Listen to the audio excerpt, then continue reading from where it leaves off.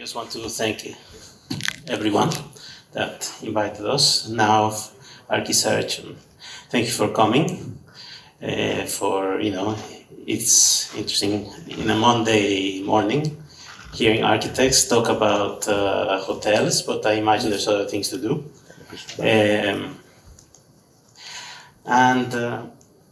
I will do my lecture in English because I could do it in Greek, but I think it wouldn't be as clear in a way. All set. Just 1 minute. Let's go. Okay. That doesn't count on my time.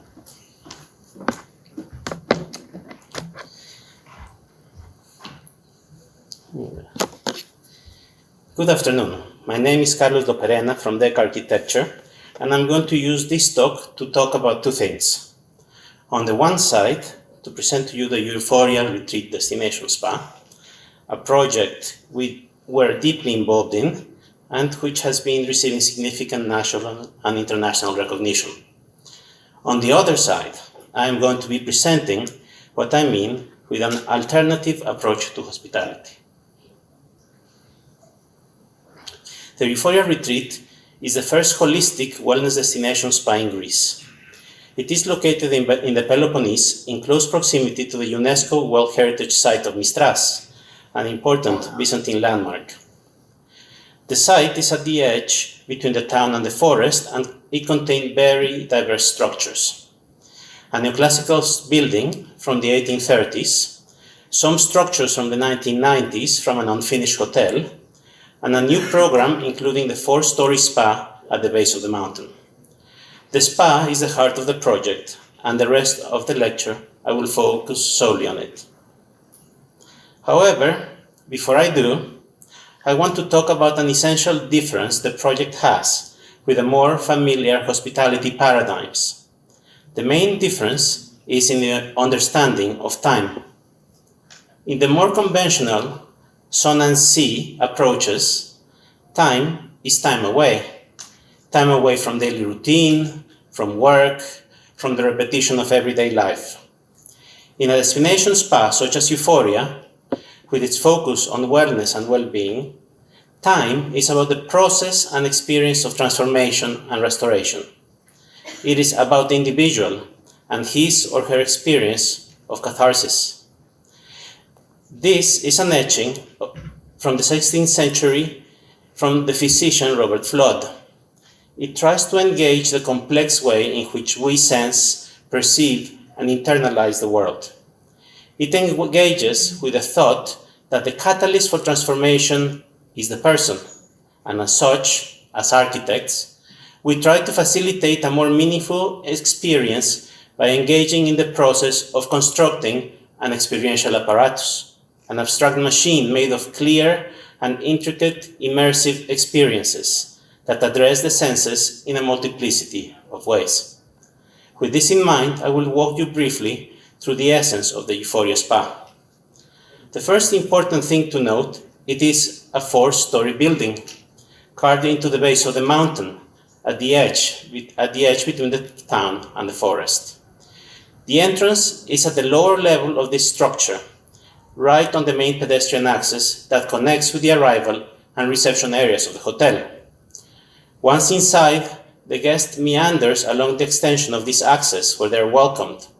On this level, they can also have a consultation with wellness specialists, go to the gym or change into their robes to go further inside. Spatially, this level is a transition of carved spaces like catacombs, where elliptical geometries intertwine with each other. At the end of this trajectory, we are drawn by the flooding of natural light to the intersection between horizontal and vertical movement. This is the extension of the site and building axis, leading into the vertical spine of the building. This spine is made of 3 concentric cylinders. A cylinder cast in black exposed concrete, which functions as an ambulatory space in each floor. A cylinder cast in gray exposed concrete, which is the most important structural element in the building, as well as containing the main stairwell. This stairwell is about pace, which slows down, with more moments of rest as we descend. The inner circle is a 19-meter tall well, rendered white, where natural light floods in to serve as a landmark for movement and directionality through the building. The frameless skylight on top serves as a window to the weather and the time of day. The next level is the most complex and diverse in experience.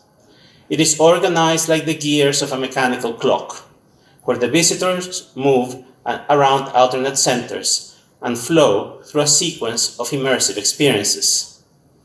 In one center, there is an interior pool which has a sphere. A sphere is an intriguing geometrical shape. So how do we inhabit this platonic volume? Well, that's me, floating in the center of the sphere. There is a sense of suspension in all directions. It is a surreal sensation of being contained in the space without boundaries. Outside the sphere, we can walk in a circle around pockets containing different treatments and water jets. But this pool is a space where the sounds of moving water, the reflection and refraction of light, and the slowness of movement within fully envelops the senses. At this level, the natural light then guides us from the pool into the exterior pool. But this is the level where we encounter the boundary between the settlement and the forest. It is the last large public area, and therefore the last stone facade and arcade in the complex. Above that, as the building begins to retreat towards the forest, the facades are articulated using pale red exposed concrete. This articulation, done by simply slanting the wooden formwork, was a detail we observed during early site visits in the existing forest trails. But this is not only a found detail, but a relevant way to begin blending the facades into the scale and the context of the forest. The exposed concrete has a geological quality that corresponds well with the biological time of the forest, as well as framing the diurnal cycle of the valley across. Another important collection of spaces, and the last one I will present, is the sequence of spaces which focus on the largest sensory organ in our body, which is our skin. By inhabiting spaces with different temperatures and humidity levels, this great organ becomes engaged. It sweats, releases toxins, expands and contracts. At the center of the space is a tepidarium, a warm domed room with coils, cavities and thresholds. It is a transitional space where to relax after experiencing more intense temperatures.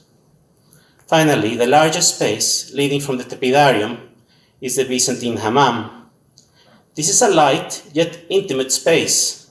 The large marble surfaces are warm to the touch, and the diffused light bounces within 6 alcoves. At this point, the visitor has completed a process of cleansing and detoxification. The Euphoria Spa is a 3,000 meters of varied and carefully articulated experiences. It is meant to be at the same time peaceful and subversive, meditative and hallucinatory, orderly and free-flowing. This occurs through a choreographed transition of spaces in which light, sound, motion, temperature, humidity, color, texture, materiality and smell create immersive sensory experiences and an opportunity for cathartic release. I hope I have intrigued you regarding this alternative vision of hospitality.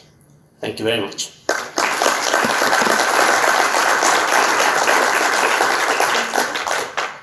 Θα ήθελε κάποιος να ρωτήσει κάτι? Περνάμε λοιπόν στη συζήτηση. Well, Euphoria is definitely a beautiful place, but apart from that, also because of its location, it seems to have a strategic dimension as well. Am I right? Completely. The reason that this is the owner selected this site for the first destination spa in Greece was not by coincidence. It's very purposeful, because the idea is that a destination spa is a place where the season is as long as possible. You have nearby ways to get there, but also you have a historical significance of Byzantine culture. You also have Sparta, you have the agricultural value of Sparta and the Peloponnese, and relatively close there is actually the sea. If somebody wants to go to the sea, or they can go to the mountain. So in a way, it was the smartest location to do this type of investment. Many times we hear about the research that is related to the site, but in your presentation we have also seen the research of the human body and the human mind. Do you always keep an interaction like this between the human conditions and thoughts and your work? Well, the thing is that we always focus on constantly. At the core of every idea is the human experience. What a person sees, what they see, how they feel. Because by building on experience, then you actually have a richer relationship between site and individual. And that allows you to neatly and very tightly relate space into how people live in everyday life. Most of the times, designing a spa is something very difficult to do, because it either seems to be outdated really easily and quickly, or it ends up being something timeless, which is very hard, but you seem to achieve that. Could you tell us something more about designing a timeless experience? Well, I think that your previous question pretty much ties with it. I mean, if you think of spas that have a timeless quality, and you can think of the project in Bars by Sumthor. If you see the first sketches that he did for that project, they were centered on the experience of the people. You know, it was just very clean drawings.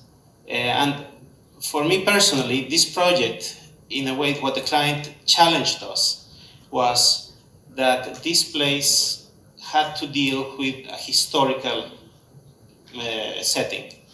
So what we did is we actually researched Byzantine iconography, we talked to Byzantinologists, and we tried to incorporate some of those elements so that when one goes to the castle of Mistras, one actually sees hints of the colors, of the textures, the numbers, all those different elements.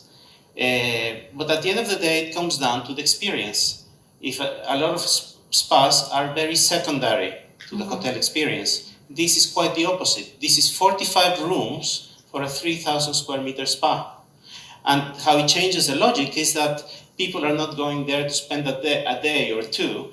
People are going there to try to address something deeper in their lives, and they might be going there, yes, maybe for a weekend, but a lot of them go for a week or more. So, the fact that the spa is the heart of Euphoria and at the same time coexists with a villa from the 19th century, what did this mean to designing this place to you? Well, this gives me the opportunity to talk a little bit about collaboration. This was the larger project. It was something that we did in collaboration with Natalia Efremoglu, which is the sister of the owner. And we had worked with her before in a competition, and we had won that competition. And we knew that we could work with her very, very nicely. So we talked about the different aspects of the projects, but then we focused different parts to the different offices. So for instance, while we were focusing solely on the spa at some point, she was focusing completely and solely on the Diatiriteo. So, but talking about collaboration, and since it's sponsored by NAUF, the whole point is that it's impossible to do. It's not a one-man show at all. We have people who are, the chefs are involved, obviously, the owners are incredibly involved. They're the engineers, there's the sound acoustics, and even the companies which we specified. So for instance, the spherical pool, it was a concrete spherical pool inside of a larger concrete space, which then had a dome that had sound insulation, and that had to be done with ceradomicy. Mm-hmm. And also, the catacombs were done in a similar way. And we worked very much in collaboration with the technical department of NAUF in order to specify the correct product because, of the humidity, of the heat, of the different aspects. So at the level of individuals that get involved into a project, it's something where it's always an army of minds trying to put this together. Well, at the end of the day, we have a new monument in Mistras, near Mistras. Thank you very much, Carlos. Thank you. Thank you.